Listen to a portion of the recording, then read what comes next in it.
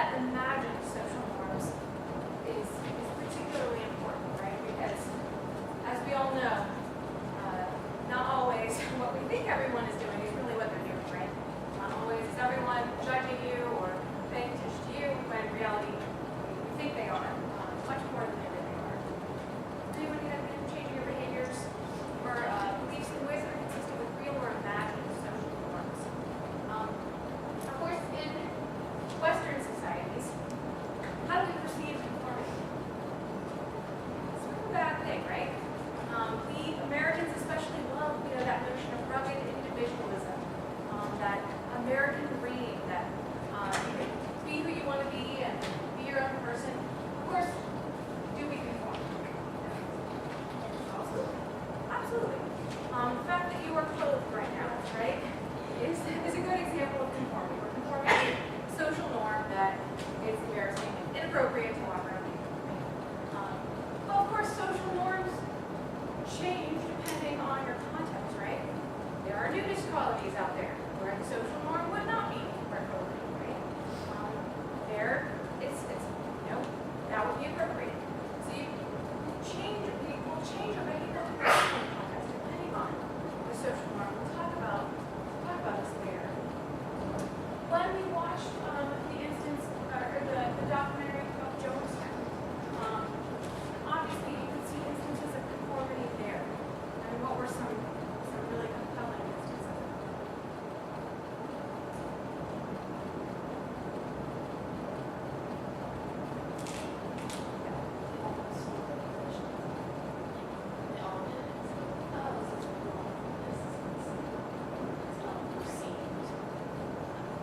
Right, they created their social norm of it's appropriate to sell my wife's possessions, and we would follow this organization, this institution.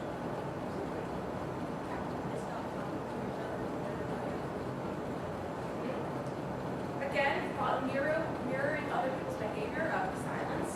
I'm not going to question the legitimacy of this organization because it doesn't look like anyone else's. Absolutely. Of course, the ultimate act of conformity was at the very end, which I actually didn't show you. But yeah, ultimately, all committing suicide, they were conforming to everyone else's behavior.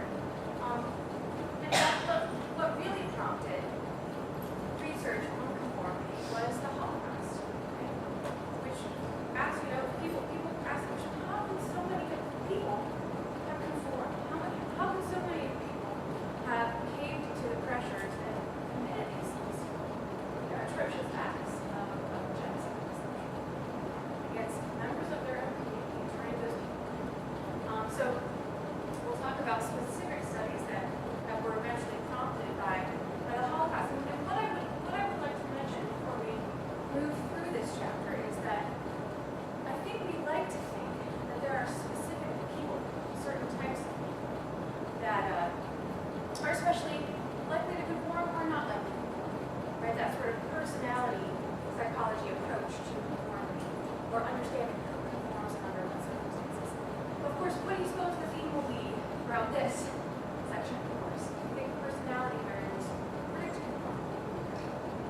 I don't want to know, right? I mean, I imagine there are plenty different types of people at Jonestown, with plenty of different types of personalities. I imagine the massacre at My Lai, we talked about the Vietnam mess up, right? Those were U.S. soldiers, sort of randomly, picked some individuals. It's hard to imagine that they all had the exact same type of personality. They probably had a variety of different types of personalities. And yet, all of them conformed, right? I guess 2 people resisted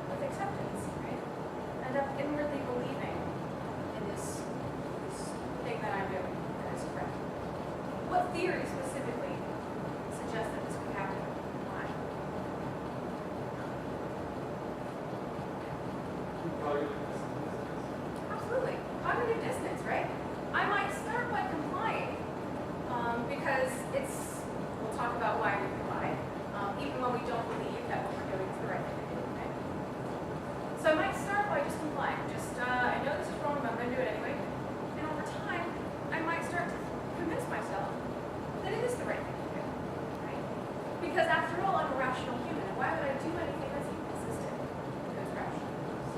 That's believe that I'm a rational person. And that theory of cognitive dissonance, I think, can explain a lot of the reasons why we end up conforming for different reasons, perhaps. But I guess next I'd like to ask, why do we conform? What are the reasons why we conform? There's different reasons.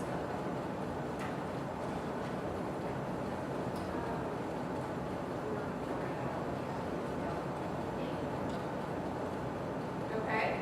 Worried about the consequences of not conforming. Right? So that's one real big reason. We sometimes conform because we want to fit in. We want people to like us. Right? But there might be other reasons why we conform. If we're looking at the heart's approach versus the mind's approach, probably the heart's approach falls, within that falls that category of I'm conforming because I want to be liked. I want to fit in. Right? What about the mind's approach, that rational approach? I don't know who we want to get to.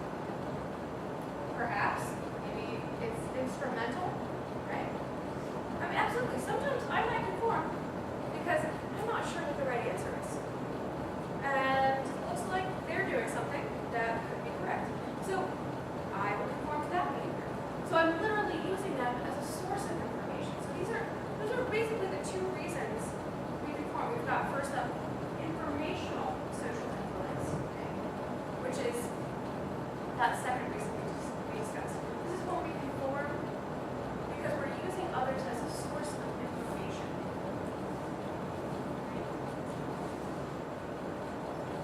So informational social influence, that's what we conform because we're using others as a source of information to guide our behavior. So our goal here for informational social influence is accuracy, right? We aren't sure what the correct answer is. In fact, informational social influence is most likely to occur in ambiguous situations where I'm not really sure what I should be doing. Guess I'll look and do what they do, right? Again, your goal is accuracy here. And it stems from this notion that consensus is correctness, right? Surely not everyone should be doing the wrong thing. Versus normative social influence. This is conforming to be liked, to be accepted. And we'll talk about that powerful need for belonging that all humans have. We'll talk about why that is. Why do we have this need for belonging that drives us to engage in normative social influence, which is conforming to be liked or accepted. But I thought we'd first start off discussing research that supports informational social influence, which is conforming when our goal is accuracy. We really genuinely want to do the right thing. One classic demonstration of informational social influence. And by the way, if in your paper topic approvals you included conformity, be sure that you choose which one you want, right? Or choose which one you think is most appropriate. Informational social influence or normative social influence. I'll be looking at that paper to make sure you really do understand the difference between those two different reasons behind conformity. So make sure you've selected the appropriate one. And hopefully you can read my handwriting on that paper I show you. If you can't, feel free to ask me. Overall, good job. Sometimes the theories that I saw weren't necessarily theories, concepts that were maybe too broad. So I'm wanting you to hone that in, narrow that in. Other times, maybe they weren't social psychological theories. So you got to make sure to select social psychological theories. Again, feel free to ask me if you're just, you're not sure what is appropriate, what really doesn't apply. I'm happy to help you. Okay. So this is one classic study that demonstrates informational social influence. So what this researcher did was put participants in this dark room and by themselves and asked them to stare at this pinpoint of light. And they told them that they were going to make this judgment task. They were going to engage in this judgment task to determine how far that light moved. In reality, the light never moved. But this phenomenon is actually called the autokinetic effect. It's experienced as moving light.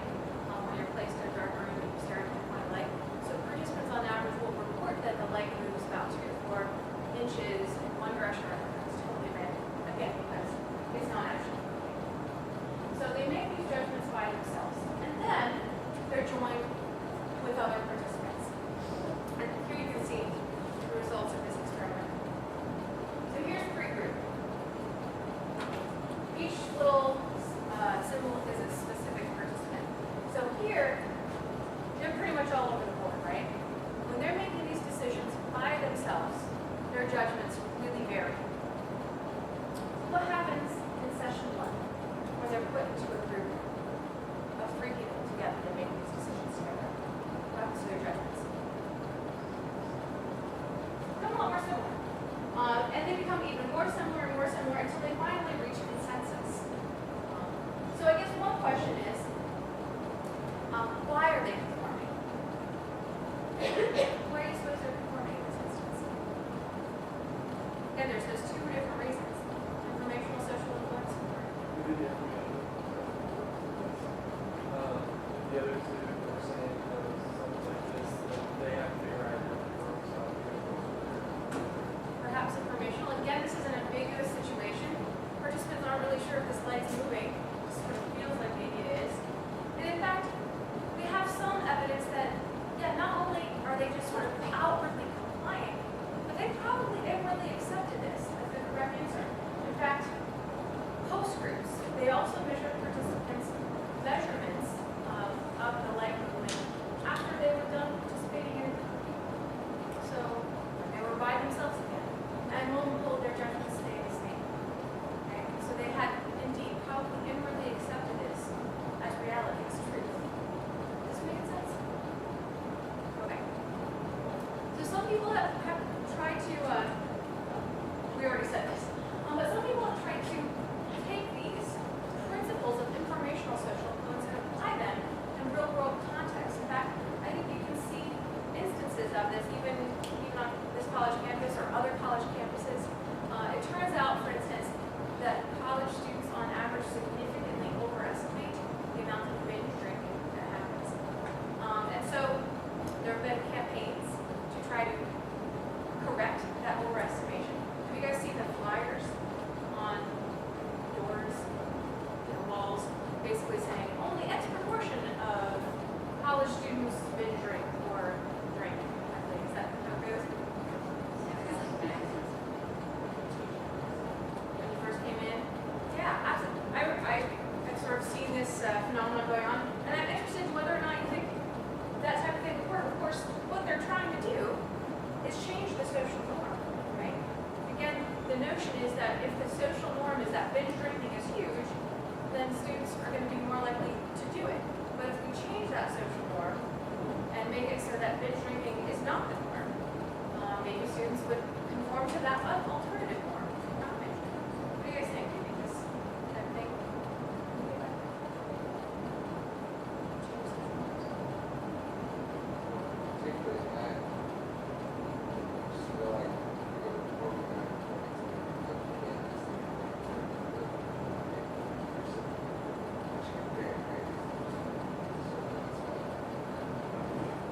So maybe if you just so happen to have a specific group of binge drinkers who is your group of friends, that is your social norm, right?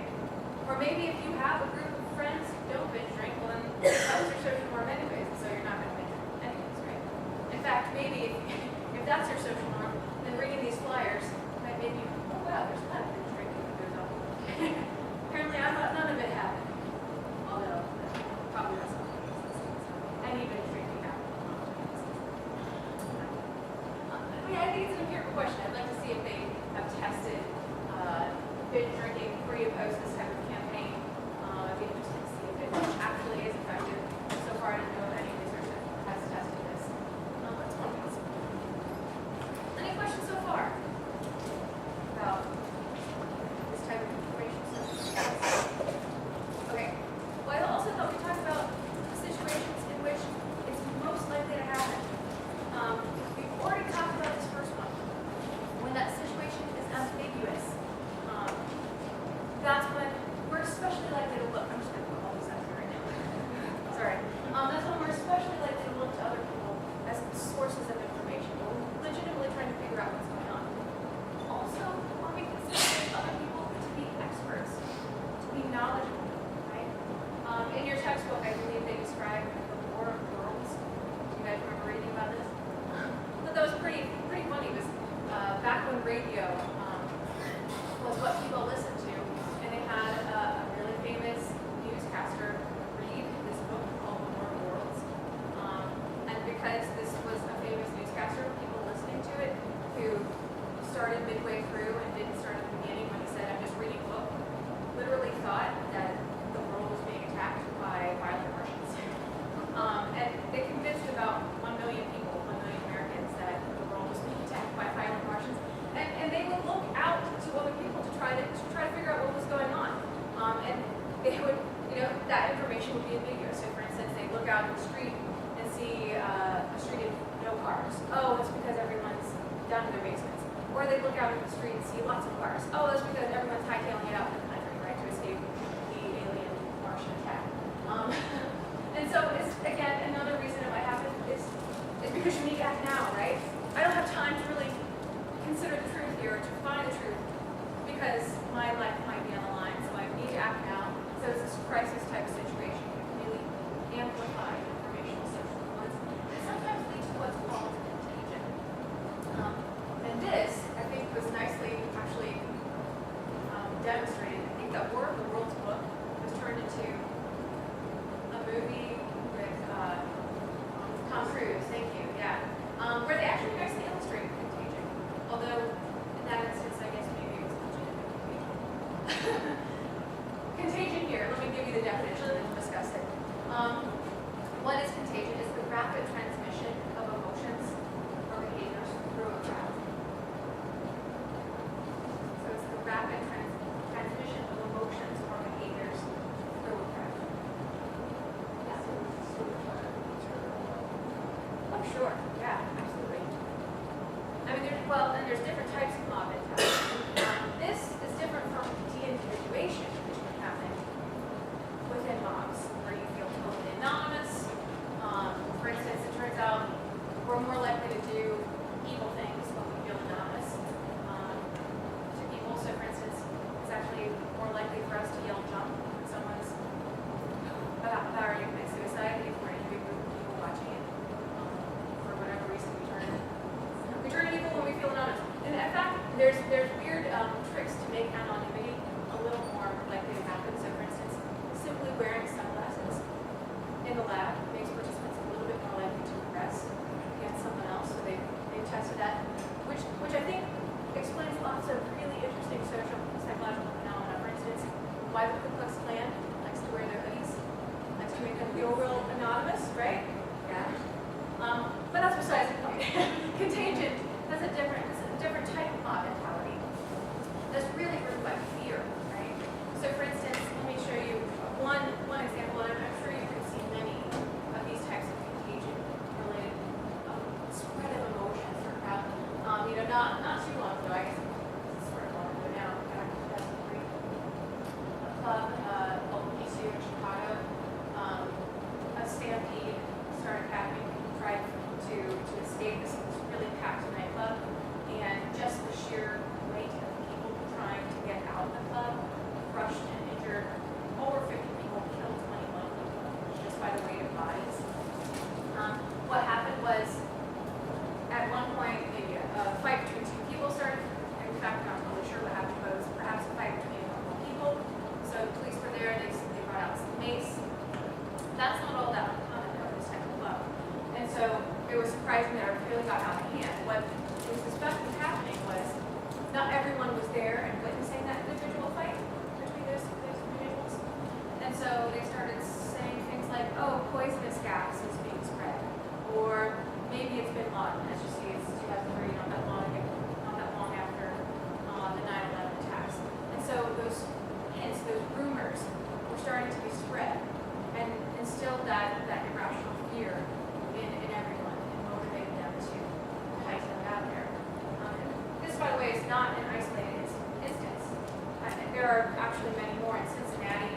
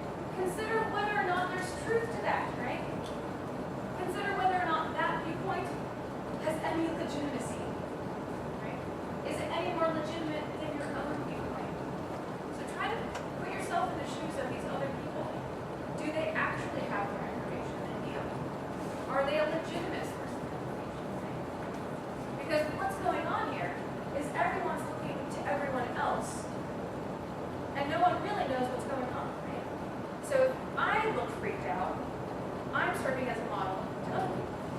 If they look freaked out, they're serving as a model to me, right? So maybe it's important to keep in mind that we're all serving as role models for everyone else. So we could be contributing to this type of contagion. That's what they suggest, is to consider that.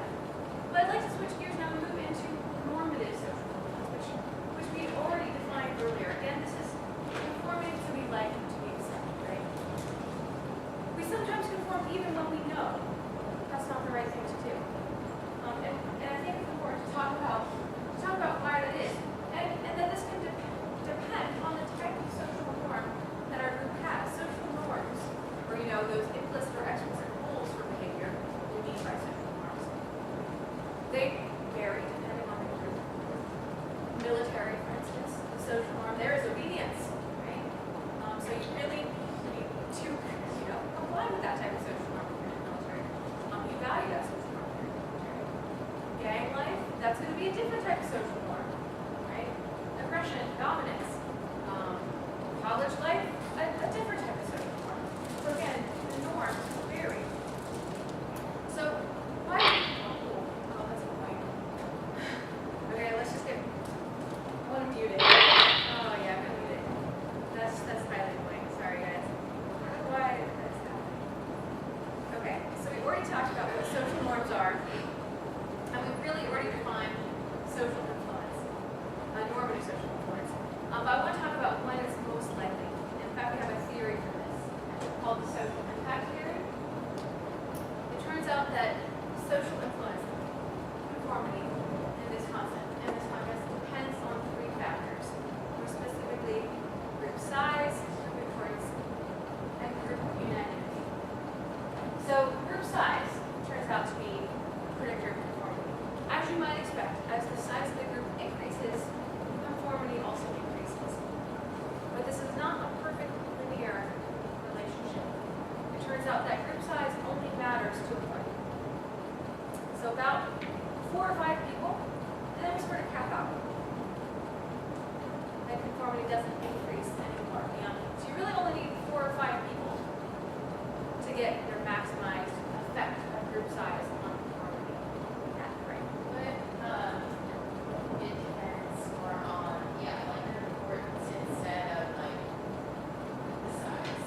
So like there may only be 2 people, but since they're higher in social hierarchy, they're much more important. So is that as well? Well, and the importance of the group does matter also, right? So the more important that group is to you, the more likely you are to conform. We know though that we are likely to conform even when groups are totally meaningless. For instance, in this study, this was literally strangers who were walking past someone who was made up to make it seem that this person needed help. So this was a person lying down, looking very ill on the sidewalk, essentially.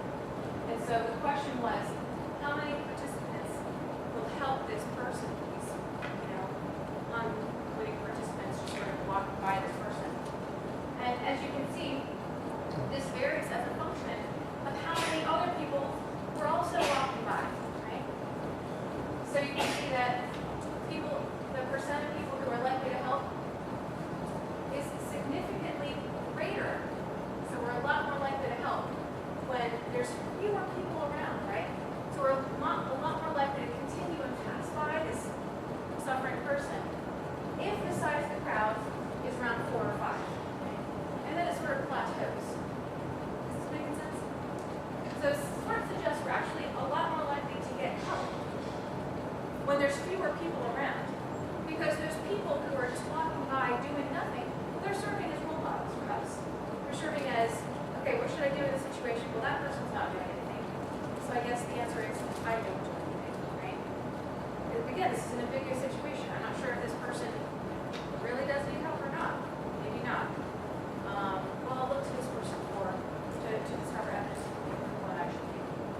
Does this make sense? Could it also be that like you expect students as you expect someone else to do something to do and everyone else is expected? Oh, absolutely. Diffusion of responsibility.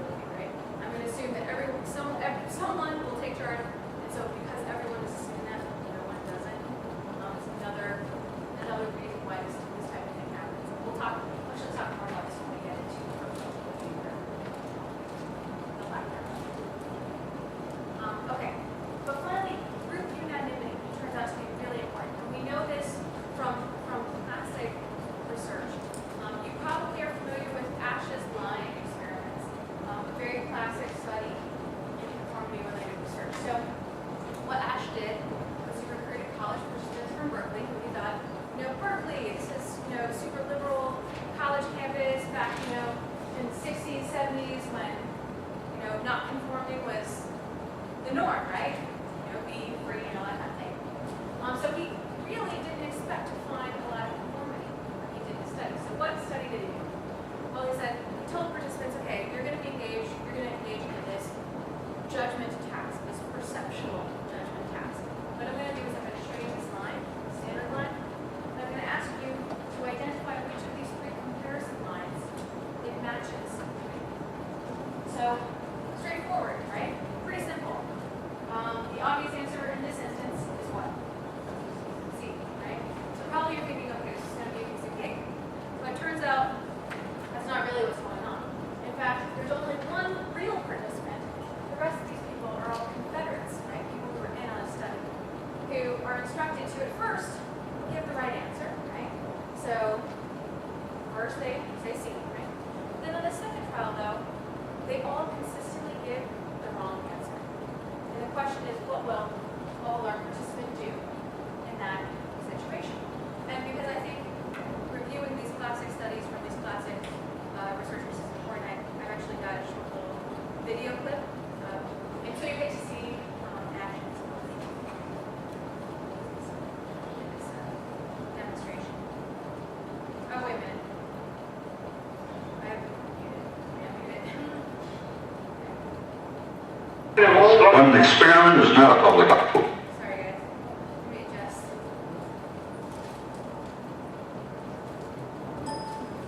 Okay. opinion poll, it examines behavior under the pressure of social forces, as the experiment of Solomon Asch reveals. The experiment you'll be taking part in today involves the perception of lengths of lines. As you can see here, I have a number of cards, and on each card there are several lines. Your task is a very simple one. You're to look at the line on the left and determine which of the three lines on the right is equal to it in length. All right, we'll proceed in this order. You'll give your answer. Only one of the people in the group is a real subject, the fifth person with a white t-shirt. The others are Confederates of the experimenter and have been told to give wrong answers on some of the trials. The experiment begins uneventfully as subjects give their judgments. 2, 2, 2, 2, 2, 3, 3, 3, 3. But on the third trial, something happens. 2, 2, 2. 2, 2. The subject denies the evidence of his own eyes and yields to group influence. 1. Asch found subjects went along with the group on 37% of the critical trials. But he found through interviews that they went along with the group for different reasons. 1. 1. They must be right. There are 4 of them and 1 of me. 1. This subject's yielding is based on a distortion of his judgment. He genuinely believes that the group is correct. 1.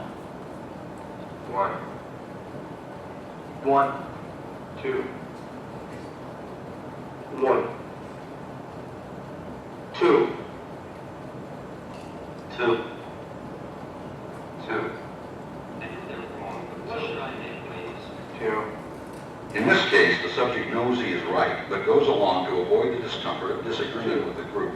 Here, the distortion is at the level of his response. 2, 2, 2, 2. In the previous experiment, the naive subject stood alone against the group.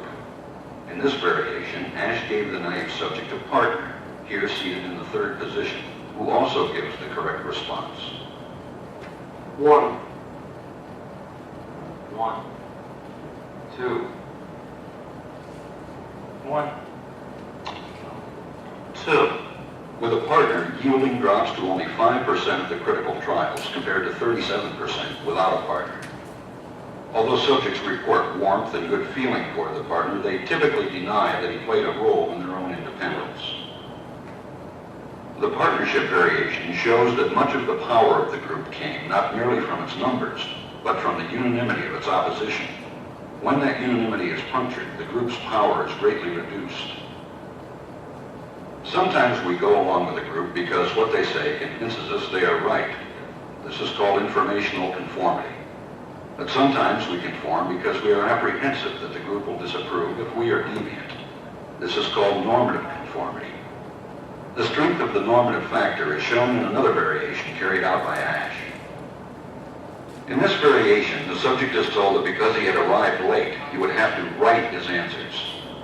Subjects in this private response experiment are exposed to the same amount of misleading information as other subjects, but they are immune from any possible criticism by the group. One. And this enormously reduces the pressure to conform. Conformity drops by 2/3. Ash's experiment is a classic.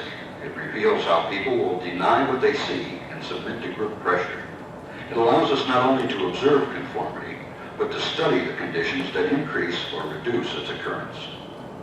Okay, so I love this video because you get to see classic 70s types of hairstyles, but also because it really nicely illustrates the power of social influence. These people, this was not an important group, right? Total strangers had extreme power on our behavior. In fact, Ash found that 76% of participants conformed on at least one trial. Yeah.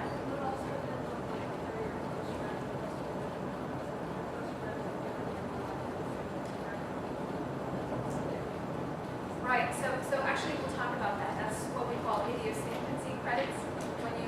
When you're so comfortable with your group, you've earned power to go against the group. Idiosyncrasy credits. So that turns out to be one factor that can predict resisting conformity. But of course, what was the biggest factor that predicted resisting conformity in these experiments? Anything about the people? Absolutely. Absolutely. Unanimity was that big predictor of conformity. When we've got unanimity, we're really likely to conform and go along with that group.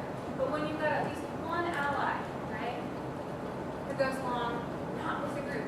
In fact, it turns out that it doesn't even matter whether or not the ally picks the correct answer.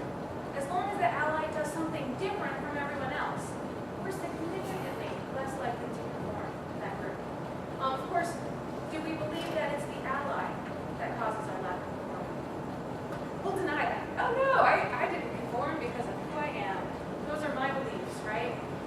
In fact,